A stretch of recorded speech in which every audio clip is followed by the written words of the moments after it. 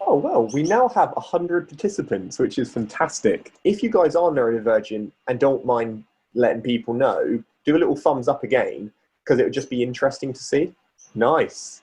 It's a good chunk. Today, I must, warning, this is very much from experts by experience. It's a controversial subject in different parts, so just take it that this is my outlook. Well, to tell you a bit about myself, I'm Nat, and I'm the head of community at Exceptional Individuals. Exceptional Individuals, we are in some ways a recruitment agency, but in more ways it goes way, way beyond that, because we support individuals who resonate with neurodivergent conditions. Now, the important word there is resonate, because a lot of people need to have a statement or a diagnosis to get support, and that's just not what we do. We're like, if you think that the way your mind works resonate with some of the things we're going to mention today, you can get support from us. Oh, I'm loving all the love and cat symbols. Why I think this is really important is that the majority there, it's not great, but there is some fantastic support available to young people and children when it comes to early years. But when you leave college or university or apprenticeships or whatever and go into the real world, it's very tough. There's no support. It just kind of drops off. And if there is support available, it's going to cost you an arm and a leg. So this is why Matt set up Exceptional Individuals like 4 or 5 years ago now. And I joined in the last 2, coming up 3. And we specialize in dyslexia, dyspraxia, autism, and ADHD, but we also cover the entire spectrum. Just so you know a bit about myself, I have dyslexia, I have dyspraxia, I have mild autism, and a little bit of OCD, which, well, I got diagnosed with tendencies, whatever that means, So I'll give you, and a lot of my cousins have ADHD, bless them. So I feel like I know quite a lot from the personal ground, but always learning, always educating. What is Exceptional Individuals? As mentioned, we help recruit talent. So if an organization is bored of hiring the same people time and time again and expecting different results, well, they're going to want to look to more innovative brain types. And us, we are the definition of like innovators. That being said, as there are massive positives, there are also downsides. And the downsides predominantly relate to the way that we've crafted society in a typical way, rather than the actual condition itself. So we help employers with the things that, the difficulties, and make them less challenging, and the things that they thrive in, really give them the platform to smash it. We also do workplace needs assessments. So if any of you people resonate with what I'm saying today and feel like maybe your workplace could do with being a bit more accessible, get in contact and we'll see if we can help out. Quite a lot of time it's free through the government, so it's definitely worth, if you're in the UK at least, to get in touch. And we also do workshops and guides like this one today. So if you guys can see this background, this is our team, and we are 80% neurodivergent. So we've got myself, who has a whole heap of things, Matt's dyslexic, Shanna Dawes has autism, we've got another Matt who has Tourette's, we've got Dyspraxia, we've got the whole spectrum, and it's a really great environment. So as well as helping people get into jobs, doing their CVs, interviews, the old, that stuff, we also deliver free events, very similar to this one. And we do them for people who want to learn more, but also people who are neurodivergent or think they may be, but just want some guidance. Now, the thing that we've noticed is that the biggest challenge or barrier tends to be communication in one way or another. Either you talk too much or not enough. Either you've got all the ideas and can't get it out. So we created a range of workshops focused around communicating in different ways. So in the top left, we've got an animation class. We have done public speaking. We've done filmmaking. And at first it might seem a little bit random, but when you realize it's more about finding other ways to get your point across, you realize why it's so relevant and important. I would like to hear from you guys. What would you like to learn about neurodiversity today? Okay, and I cannot promise, but I'll try my absolute best to touch upon all these points, and at the end, if we have time, to do a bit of question and answers. So we've got, what accommodations can employers provide to support the neurodivergent staff? We will mention that. Disclosure, to disclose or not disclose, that is the question. Access to work, good workplace adjustments, understanding what it covers, extra, I'm going to start a job, what else, I'm neurodivergent, should we ditch the label? Very good point. I'm just going to touch on that one quickly. I'm not a big fan of labels, just putting it out there. However, for the purpose of this, it's very helpful to have a word to use. How do you encourage someone you manage to understand their neurodiversity, greater knowledge to reduce anxiety of higher education? Is social phobias common? To gain a better understanding, to work with schools, disclosing when interviewing, better support, HR manager, wow, we have some good ones here. Well, guys, there's not literally hundreds, there's at least more than 10, but some really good ones there. And I definitely address a fair few of them. All right, now I'm going to pass the screen over to Matt, and he's just going to play a very short introduction video on exceptional individuals that one of our amazing volunteers, Carl, made. Found that 74% of people don't disclose they are neurodivergent. 65% of employers don't have accessible online applications. 61% don't know how to cater for their needs in interviews. And shockingly, 74% lack understanding about neurodiversity. So, we decided to do something. We formed a team of neurodiverse people to run the first employment agency to address these challenges. We connected with inclusive employers around the UK, helping them find and benefit from neurodivergent talent. And last year, we facilitated 116 work placements. We designed workshops and audits to help businesses understand how to build more inclusive companies. And for our neurodivergent audience, we offered training and mentoring, giving them the confidence to succeed in jobs, and supported them throughout their employment journeys. We've also started to promote neurodiversity nationally, appearing on. So why is it, despite so many dyslexic people being great problem solvers, many still find it difficult to get work in London? And we felt like we needed to do something about that. What do you think that biggest barrier is then? Is it about the application process? Hoping to turn this around is the UK's first dyslexic job agency. Matt Boyd has set up a service to help people like Annalise get past the written application stage to get a job. And this is just the beginning. We have expanded internationally, working in India and America, raising awareness and changing the conversation around neurodiversity. Want to know more? Check out our website at www.exceptionalindividuals.com. Oh, nice. Always amazing when it works. All right, guys, we've still got people joining consistently. So, Matt, I kindly ask if you could keep a lookout for the waiting room, just because I think they're piling up.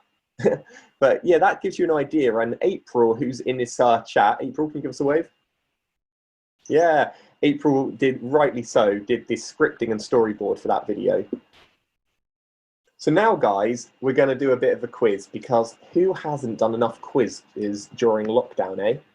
All right, what age group is most likely to disclose their neurodiversity? Is it the 18 to 30-year-olds, the 31 to 40-year-olds, the 41 to 60-year-olds, or the 61 to 80-plus? The most likely to tell their manager that they have something like dyslexia, dyspraxia, autism, ADHD, dysgraphia, dyscalculia, OCD, Tourette's. Woo, nice. And yes, the majority of you got it right. Now, why do you guys think that the younger demographic are more likely to disclose? Yeah, so from what you guys are telling me, it's that they're more likely to accept it's normal. The younger demographic tend to be more open around these things, are more likely to get diagnosed. Oh, employers are more likely to help younger people. Interesting. Less stigma.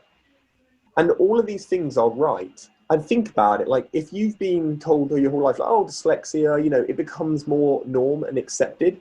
But typically those who are over 30 may not even know they're diagnosed, may not even know they are on the spectrum of some sort.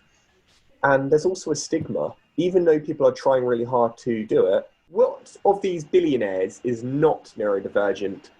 So a billionaire that isn't. It's Steve Jobs from Apple, Bill Gates from Microsoft, Richard Branson from Virgin, or Elon Musk from Tesla. So which one of these billionaires is not, to the best of our knowledge, neurodivergent? Now, bear in mind, this is because some people are diagnosed, others resonate, and other people are highly suspected. So this is where we're getting this from. Well, apparently Richard Branson might be a sociopath. Don't know about that one. But for the others, interestingly, it is Elon Musk. Now, I always like to say is he might not be neurodivergent, but he's got something going on. But Steve Jobs, dyslexic, Bill Gates resonates with being autistic, and Richard Branson also dyslexic. What solution can best support neurodiverse talent flourish? So in your own opinion, what do you think would make the biggest difference? Is it removing psychometric tests, so things that judge personality and one answer fits everything? Or accessible information, so making things on the website easier to find out about how to get support, workplace adjustments, or awareness training? Which one do you think will have the biggest impact? Interesting, nice. And I said people normally always do awareness training just because I'm delivering it right now, and I always think suck ups. But no, it really does make a big difference. And workplace adjustments, they really do not have to be big things. For instance, just having headphones in the office makes a world of difference to me to help me concentrate. But all of them, like even psychometric tests, are a nightmare for people who have a very different way of thinking. All right, well done, Alex. Okay, so we're there now. The correct answer is all of them. Susan Boyle, autism. Holly Willoughby from the TV, she's dyslexic. Justin Timberlake, ADHD. Daniel Radcliffe, dyspraxia. And David Beckham has OCD. And we don't want to focus too much on celebrities, as they're a little bit like unattainable when you try to say, oh, well, this person has it. You can survive too. But for some people, it's really great to see like the potential, like where you can go. None of these people got to where they got to because despite the way their brain thinks, but quite honestly, because of the way their brain thinks so differently. And that is one of the major things about neurodiversity. In the right setting, it can be a mega advantage. Now, these are the most popular, the most common neurodivergences out there. So dyslexia, in a nutshell, is around words.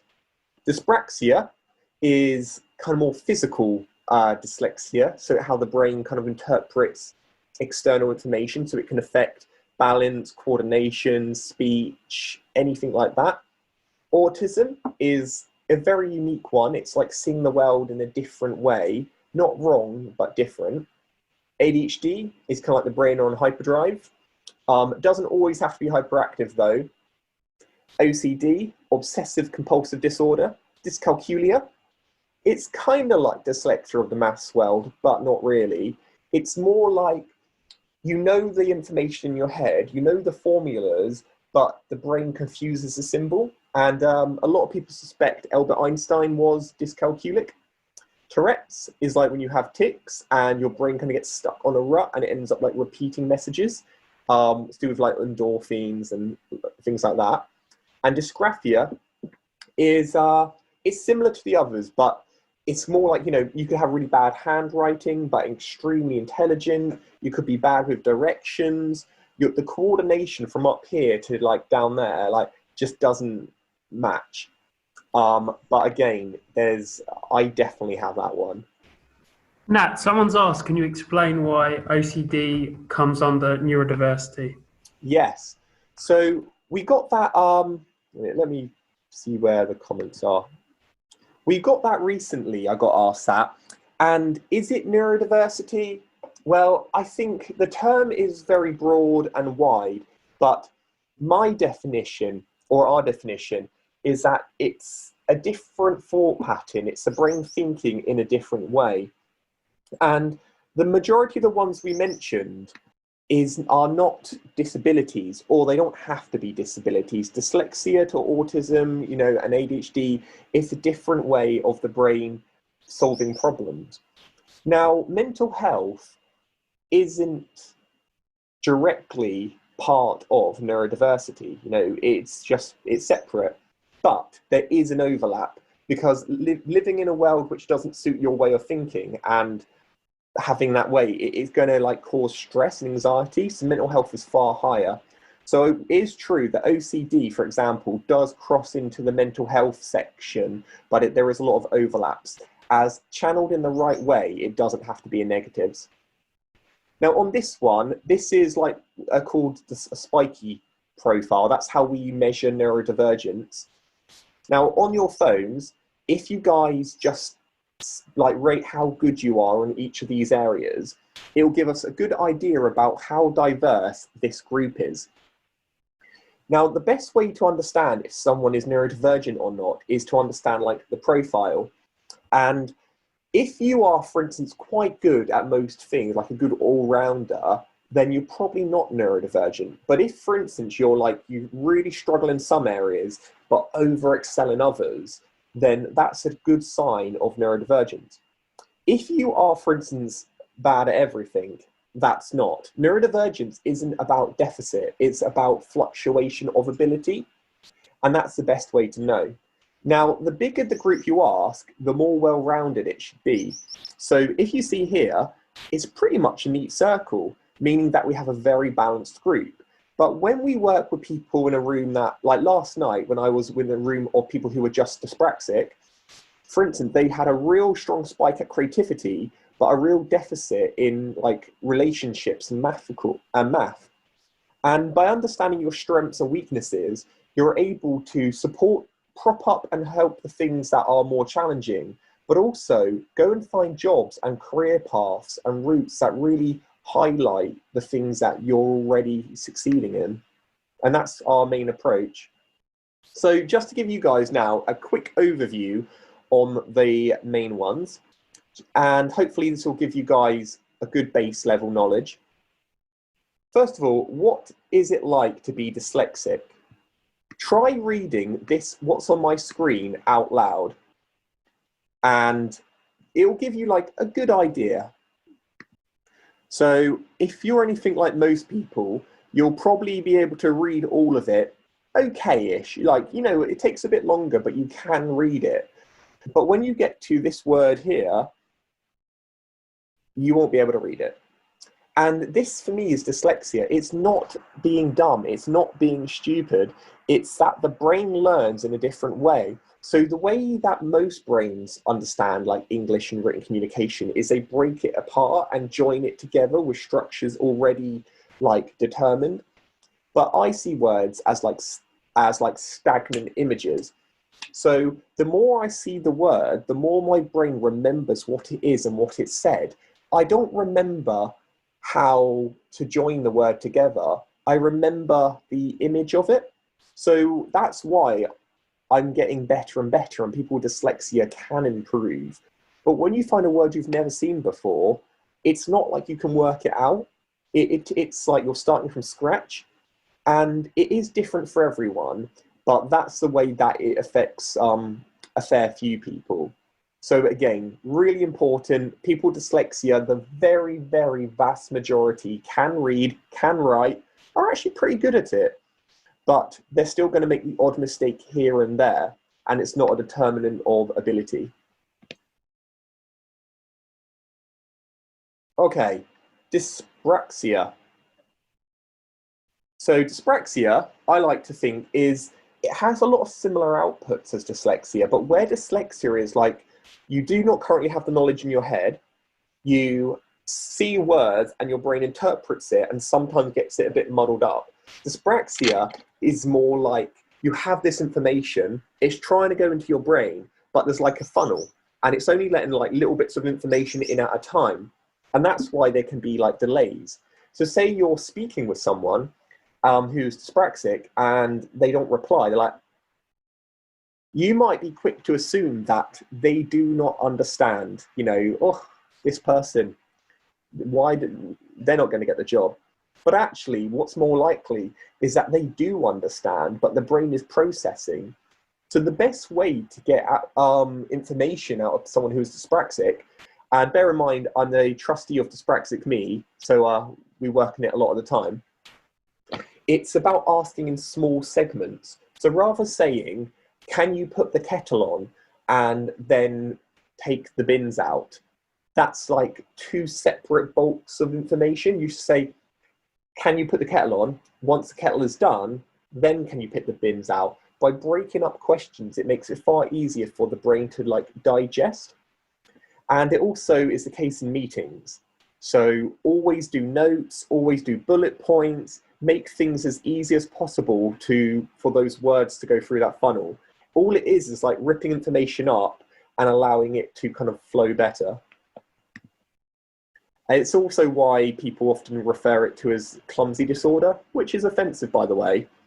But it's because, for instance, when you're like cycling, you know, you kind of got to be quite quick on the mark, and having a slight delay can result in doom. That's why a lot of people with dyspraxia do not drive, though they absolutely can, and that's very important to know. It just means they have to put a bit more work into getting it right.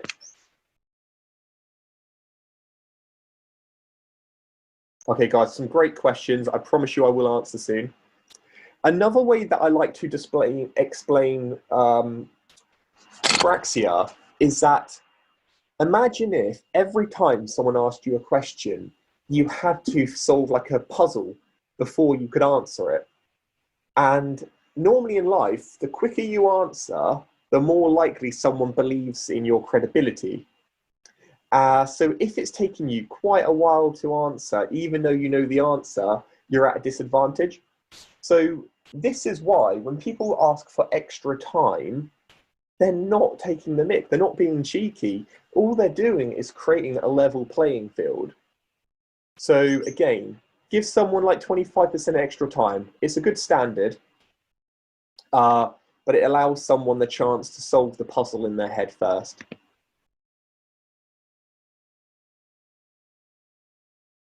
Okay, autism. Now, autism honestly deserves its own webinar, or actually it would take a lot. I like to see autism as, you know, when you have like a spoon and you look into it and it swaps the world upside down. It's kind of like that, because when you see upside down, that's actually how the brain sees, and the brain turns it around and sends that message to like the eyes turns to the brain. So autism is kind of like, it's just not swapping it around, and different processes and different like thought mechanisms gets blocked where others are more heightened. So autism is completely intentional. It's an evolutionary advantage. Without autism, there wouldn't be, well, any innovation, I believe. Now, to show you guys a bit about how I see autism, I've got a quick little thing for you. So if you're at Oxford Circus, what line would you take to Holborn? And now I appreciate not everyone lives in London, so here is the map. So Holborn to there. So looking at this, which colour line would most likely get you there fastest? And first of all, well done everyone. You're obviously very London knowledgeable. Yeah, so the central line makes the most sense. And how is this even relevant to autism? Well, it's relevant because a lot of people do not understand autism, so they automatically think it's wrong or something that needs fixing. when actually it's not. It's a different way of doing things. So if you're looking here, for instance, Oxford Circus to Holborn, right? Looks like a straightforward example. Hop on the Central line, you'll be there in no time. Whereas someone with autism, for example, may start at Oxford Circus, might go to Bond Street, might nip down to Green Park, might go to Westminster, might take the Thames Clipper up the river, might be the only person ever to go on the Emirates airline, and eventually get to their final destination. Now that journey makes absolutely no sense. It's more expensive, it takes longer, it's wrong. But it's not, because if you actually took the time to speak with the individual, you might actually start to learn that potentially they knew there was delays happening. They knew that they get stressed in that line because it's really crowded and they wanted to take a more scenic route. They wanted to have more time to process because they're able to work better and get their work done while in motion. If you take the time to think about, if you take the time to ask someone, it works far better. But it's really important to remember that not everyone currently knows how their mind works. So though they might not have an answer which satisfies you, know that there is a purpose and there is a reason behind it. All right, ADHD. So attention deficit hyperactive disorder. Now, this is, again, the brain kind of being hyper-focused. It's kind of like when you've got those blinkers on and you can see what's in front of you and you can really do it well, but other things get amiss. A lot of people see ADHD as like the naughty condition, which just isn't true. All it is that the brain knows what it's interested in. It knows what it finds exciting, what stimulates it. And if something isn't kind of like reaching onto those neurons, which keeps it excited, then it loses track. And this is why the normal kind of 9-to-5 job, this is your task, bullet point, just doesn't work. People with ADHD really flourish in roles which allow more innovation, allows more like management, where you can choose what to do in your own time. Can you work on the weekends? Can you work in the evenings? Is there one project that you're able to smash through first? When the brain gets a bit bored of that, can you go to another thing? And the advantages of ADHD is that if you manage to channel it in the right way, it can result in incredible productivity. But word of wise, it also that with everything there's pros and cons. Neurotypical people are like, good all-rounders, where ADHD might be incredibly productive sometimes. It does mean that they're far more likely to burn out, and that's why they might need to take time off. So if you're an employer, this is why it's important that you treat every individual like an individual, because without that, you're going to run into burnout, and no one wants that. Now, I would like to hear from you guys again. What are some strengths that are associated with being neurodivergent? Some interesting comments in the comment section, by the way. I'm secretly laughing in my head, but must carry on. All right, cool. So, nice. Interesting. So the vast majority of you are saying creative, thinking outside of the box, intelligent, focused, analytical, problem solving, 3D thinking, that's passionate, spatially empathetic. Wow. So the bigger the word, basically, the more of you that have said it. And all of these are absolutely correct, but it's also important to know that it's also very individual. So when, for instance, people say, oh, what's the benefits of dyslexia? Oh, it means you're creative. Well, not necessarily. There's some people who are dyslexic who are incredible writers, and the challenge of writing and reading actually pushes them more forward to make it the thing they love doing. But typically it is about being creative, and we don't just mean about arts here. No, you don't want to just chuck every neurodivergent person in an arts course. It's more about giving them a a role which allows them to use their brain, which allows them to come up with solutions. I always think, you know, long as you get to the destination, it doesn't matter the route you take, but you've got to be allowed to take different routes. Whereas normal jobs and colleges and processes allow for like one route, and that's normally where the difficulty happens.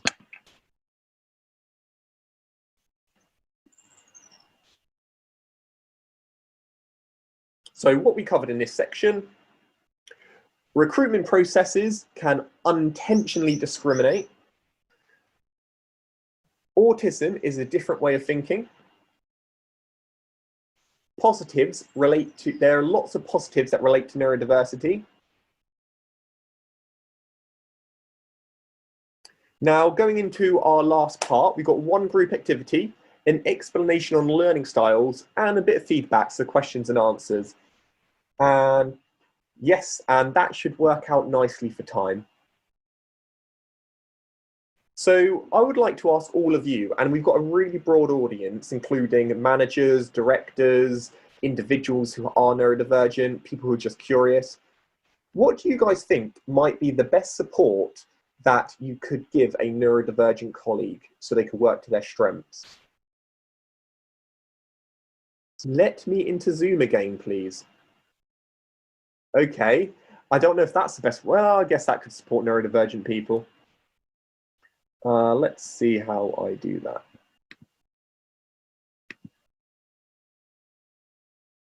Oh, wow. Okay, we did have some waiting.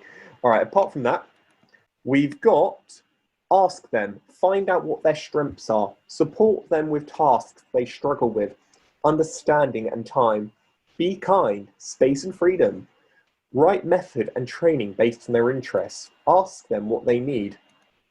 Have a one-to-one meeting with them, listen to them, understand, present, willing, bespoke support, give them space, ask them to reasonably adjust, try not to change them, tailor the jobs, space for freedom, support them, understanding and time. Okay, guys, really interesting. And every one of them would be really supportive.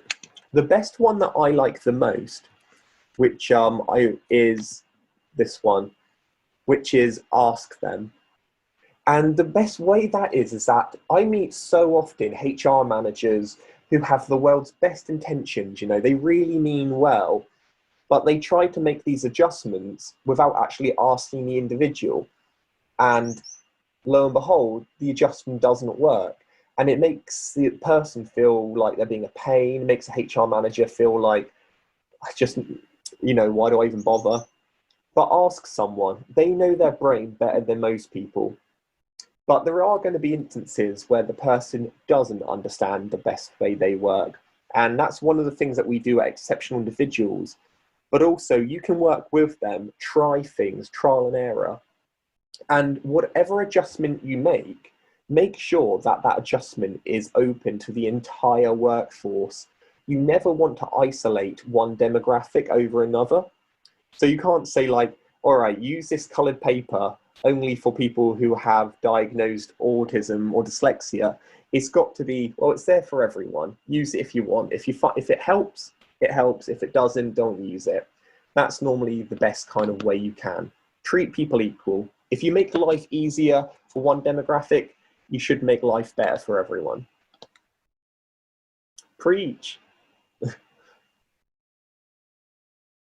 All right, now, last bit, I saw a few questions. How can we actually make sure that we're engaging? How can we make our presentations more fun when we're having meetings, when we're teaching in schools? Now, you often hear about learning styles, but what does that really mean? Well, there's a few different types. So visual. So Walt Disney was a visual thinker, and that meant like he was very great at being a visionary, but not always great at actually doing the work. He got everyone else to do it for him, but he's still gone down in history as one of the most creative people of all time. Albert Einstein, very logical. His personal skills weren't great. He had very slow development early on, but when it comes to logic, he was able to put all the pieces in his head in a way which was revolutionary. We've got Winston Churchill, very kinesthetic. So he was dyslexic, or at least he says he was. It's debated, but we'll say he is. And he got other people normally to write for him, to do all the admin, but he was able to engage people. He was able to really bring like subjects to life. And we find a lot of people with dyslexia, for example, tend to be an amazing public speakers because where they find other things difficult, other skills tend to go above and beyond. You should see my writing, it's awful. But as you can see, can talk for England. And then lastly, auditory. So there is actually a few others, but these are the main ones. John Lennon, who's an absolute hero of mine, he learned through sounds. So the vast majority of all the music he created, he never wrote down. He could hear music and really listen to it and tell it as a story. And his kind of dyslexic way of thinking, along with Paul McCartney's, created the best band of all time. But that's just me getting passionate about my favorite band. So when you guys are creating work, I really recommend trying to make sure that you hit all of these ones. So if you're doing a presentation, include images, make sure there's firm bullet points that clearly outline what you want. Make sure to break it up with a quiz, make it a bit more interesting. And if possible, while talking, do a bit of variation in your voice. It makes it far more engaging. If you do this, I guarantee people will at least walk away from your meeting, your presentation, whatever, remembering at least one thing. And that's the best way. That our brains are like children, they get bored easily. So you've got to be able to keep them engaged. And this works for everyone, not just people who are neurodivergent. How can exceptional individuals help you? Brilliant. I've taught you all this great stuff about neurodiversity, but you want some actual practical help. Well, we have support services. And if you're an organization, this includes a whole range of things, which I'll go into in a bit more detail. We have workplace needs assessments and different ways to support your employees. On this page is about how we mainly support organizations. So if you are a manager, a director, a HR, and you're looking about, okay, where can I start off? Well, we help people recruit neurodiverse talent. And this isn't like, we could really do with a couple more autistics in the firm. It's not like that. It's that you tell us what jobs you're struggling recruiting, and we look at the skills which resonate with different people. So if you are looking for a work, send your CV to us and we have great opportunities. And every person we put into work, we make sure that that organization is as inclusive and understanding as possible. So every organization we work with, it's mandatory that the directors and the senior managers all go through training. So everyone from top down understands different ways of learning. Then workshops and trainings. So I deliver a very similar workshop to this to managers and HRs, but more focused about how you can hire people, how can you attract different talent, how you can retain people. And these are very bespoke to each organization. We've done them to the likes of Universal Music, Ford, Kantar, government departments. And it's always really interesting to see the passion in the room. So many people leave their sessions thinking, you know what? I actually resonate a lot with that.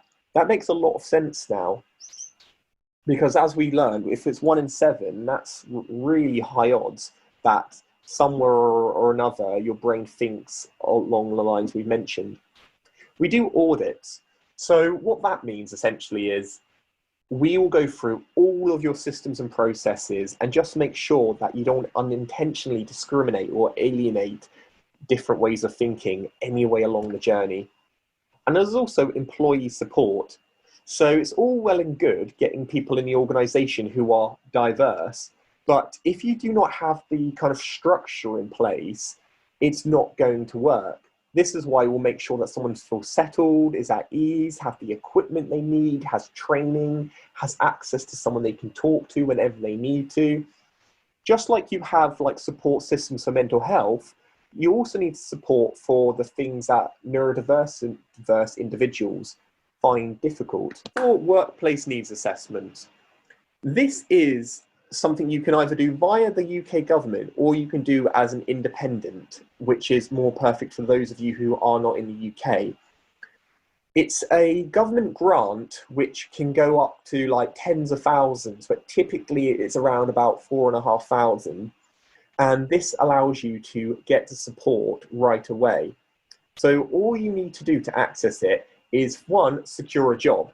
It's open to full-time and self-employed individuals, as well as a few others, but that's for like more niche. An assessment, that is when a lovely individual, maybe us, maybe someone else, comes down and we'll have about an hour's conversation with the person and we'll find out what works for them and what doesn't work for them. And then we'll create a list of recommendations together, so it's collaborative. We'll apply for the grant, we do all the paperwork on the individual's behalf, and then the training is provided. And this training could vary from work like equipment such as speech dictation software, which I use to write all my emails. It could be soft skills, so learning how to organize your time better with one-to-one training. Or it even could be to make sure that your teams get training, because you're not the problem, it's the understanding. So it's a collaborative approach. And that said, this is open to everyone in the UK, normally for free if you're in the 6 weeks of applying. And if you're not in the UK, we can, talk to us and we can let you know roughly how much one costs to have it private.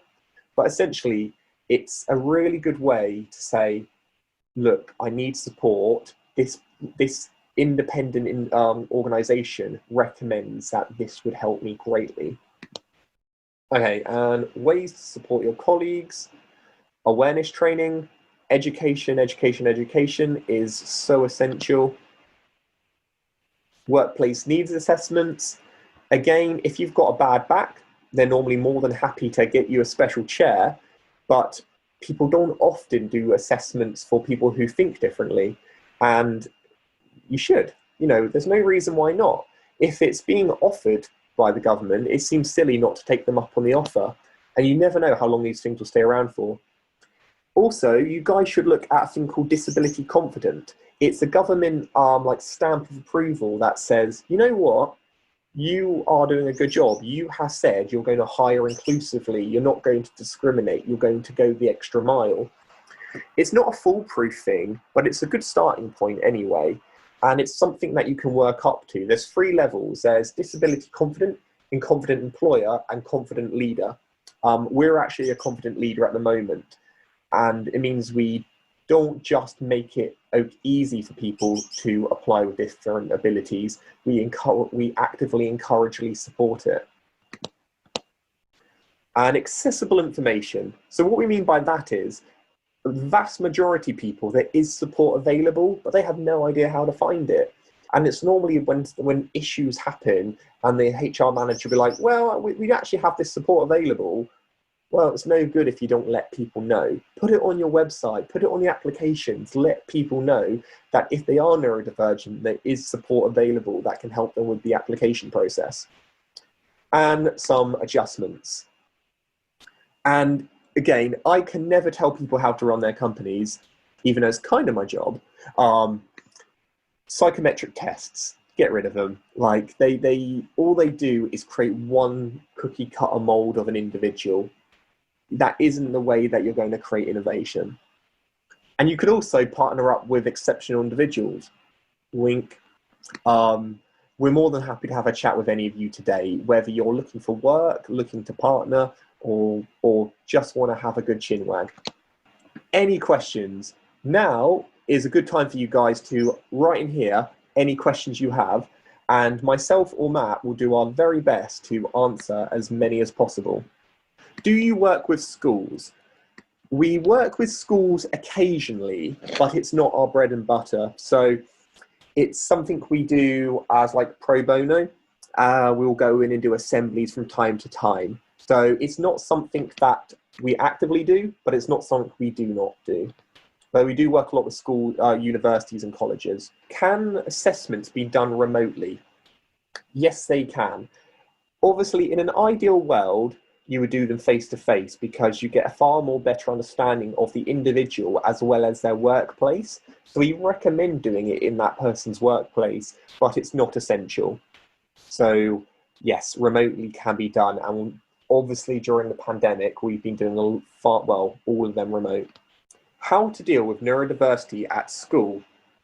Well, it depends what kind of area you're coming from a student's perspective or from a teacher. But I would say, without knowing the finer details, it's more about really giving that general awareness. There's no point just educating the teachers. You've got to educate everyone, like the students as well, to understand that learning different is an advantage. Let's try and drop the labels so much. So you don't have to say to guys, we're learning about autism today, but teach them that we're all different. We all think, and just because people have different ways of solving problems doesn't indicate intelligence. So I, for example, really do not like the class system, where you got like the high class, the lower class for different abilities. Because that always, for me, made me feel really stupid and dumb. And it's just because the way they taught didn't really kind of attach to my way of learning. Have you done work in the NHS? Yes, we have. Webinar support. It's something we definitely want to do more of. So if whoever wrote this, please get in touch, as I think this is such a huge area that we've only dabbled in.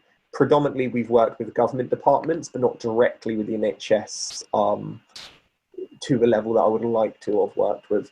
How do you branch the subject with someone who does not think they are ND?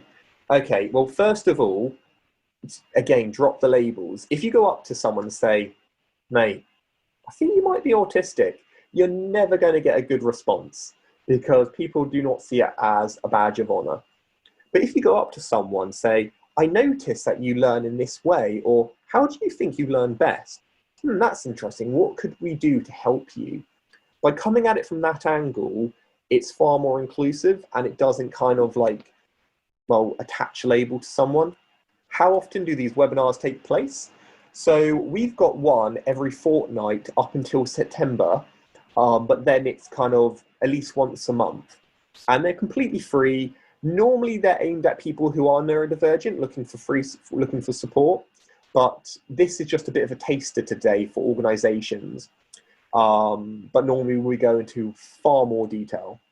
The one-to-one is before you get a job, but it also can be once you get a job and we can support you in. It just changes. So one's about getting support in work, one's about actually helping you find an employer that you like and is inclusive, and you'll have a really nice life. If the individual had previously had access to work for a different condition, can they have a new one for another condition? Yes. So you can apply for access to work, I think nearly as many times as you want for new employers. And also, if your circumstances change. So for example, I had one done for my dyslexia, and I actually didn't find it helped very much. So I went back to them and they redid an assessment and to find out equipment that actually would benefit me. Having a list of common accommodations would be helpful, as I have no idea what is already out there. Is there something you have on your website? Well, we have a blog which has covered, which lovely April, who's here, writes a lot of, as well as myself. And it has a lot of ideas there. So there's ones like top 10 dyslexic hacks, or what equipment is best for people with dyspraxia. I would say that's a really good starting point. And we do have a list of equipment which we use regularly, though it's not an exhaustive list. I would say the reason I don't like overly recommending things is that it's always a bit of a cocktail. It's about trying different things out for what works with you. It's one of the reasons we don't like promote any particular brands, because it really depends on you. I can pick some up now. I've got them on my phone here. So please do, Matt. Please do. Is access to work available for freelancers, self-employed and contractors? Yes, it definitely is. There are some requirements that you need, though. One is you either have to have turned over £6,000+ in the past year, or have a business plan showing that for the next 2 or 3 years.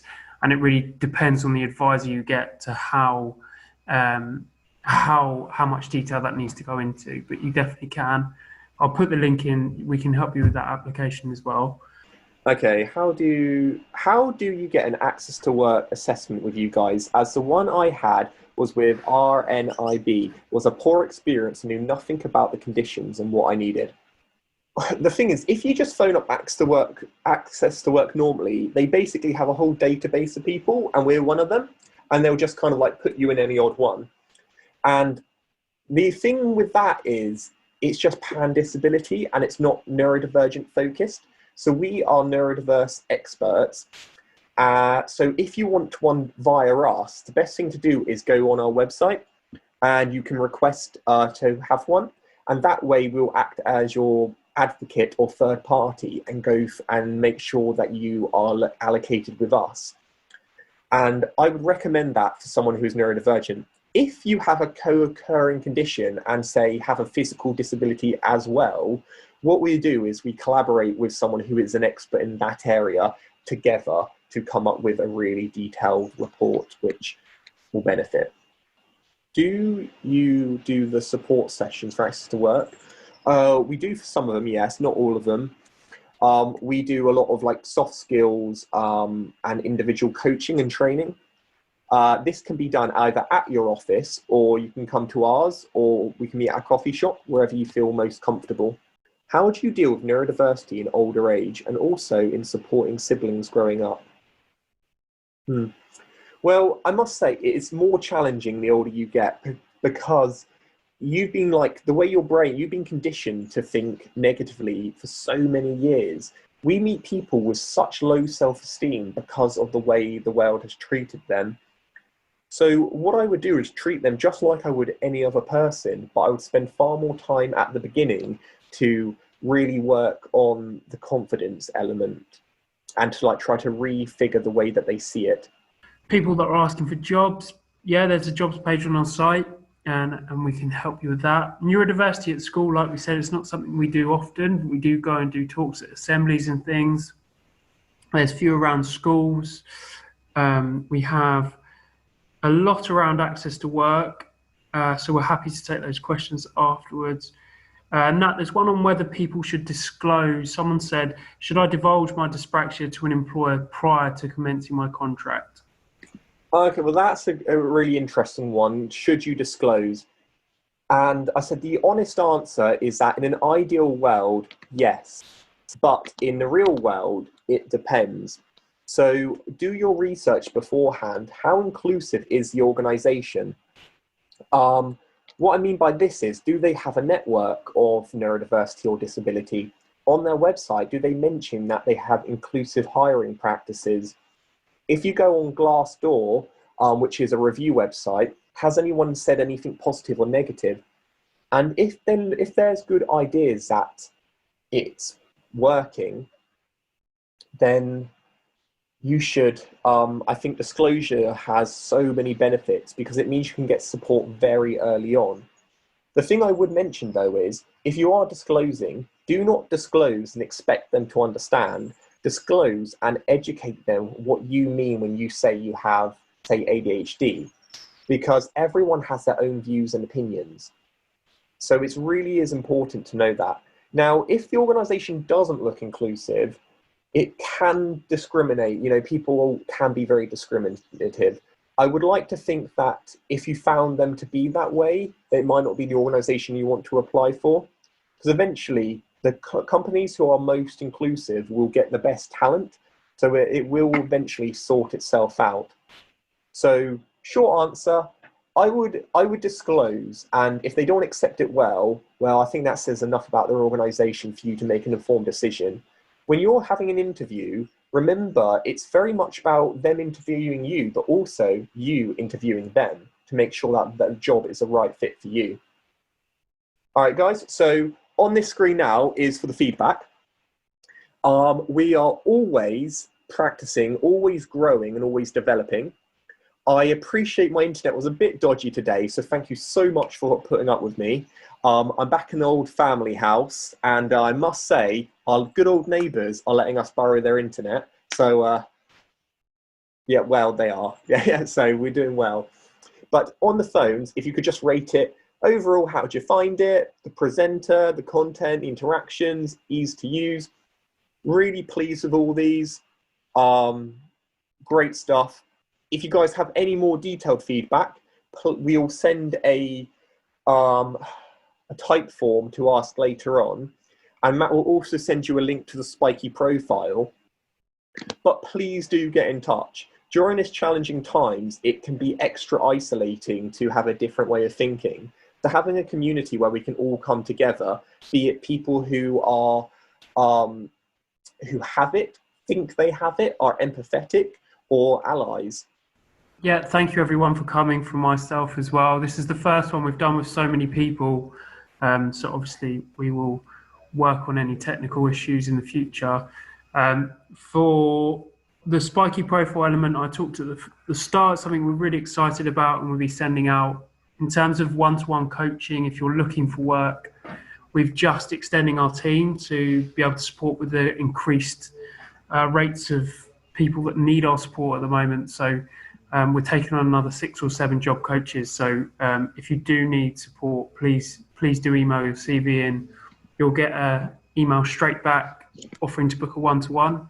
And for those employers out there that are here today, if we can assist with anything in any way, I know at the moment as well, around working from home for a lot of your colleagues and staff, it's a new environment for them. So we're there to help if anything is needed at all. Right. Well, so guys, it's been absolutely fantastic to have everyone here. To see such a massive number of people interested to learn more is always uplifting. So right now, I'm going to unmute everyone so it can go into chaos, but feel free to talk and hang out for a little longer until 1:30. Yeah, stay in touch, guys. You've been amazing.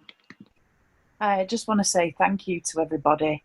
I found it really, really useful. I'm the person who works as a clinician within the NHS, and I am really, really keen to bring this forward. I've been asked to do a presentation because I'm recently diagnosed, and there's, due to the COVID, the pressures at work, etc., there's been a lot of things that have been causing isolation for myself and other colleagues who were diagnosed. So I've been asked to do a equality and diversity presentation next week. Brilliant. Well, That's great. This is helpful.